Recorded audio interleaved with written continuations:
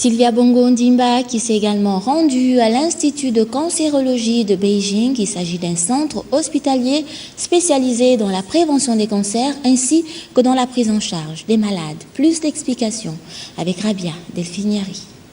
Les actions de la première dame du Gabon dans le domaine de la santé s'intensifient au fil des jours. Et pour l'optimisation des offres de soins au profit de ses concitoyens, Sylvia Bongo Ndimba multiplie les contacts avec des structures évoluant dans le secteur sanitaire.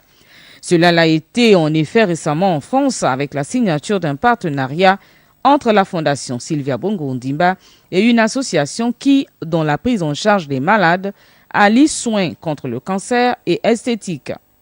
Engagée depuis plusieurs années dans ce combat, Sylvia Bongo Ndimba, qui s'investit avec acharnement, veut mettre de son côté toutes les possibilités pour une lutte tant efficace qu'efficiente contre le cancer.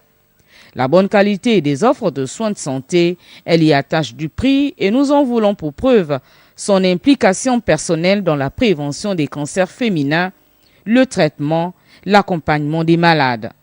Et pour la première dame du Gabon, l'expérience chinoise est à suivre si l'on veut optimiser la lutte contre le cancer. Particulièrement, je voudrais la prévention, je rappelle la prévention du cancer, et je crois que l'alimentation, je suis très intéressée par la médecine justement traditionnelle chinoise qui prévient le cancer et j'aimerais bien travailler aussi dans ce sens-là. Ma fondation, le côté État travaillerait si c'est possible, travaillerait avec l'équipe,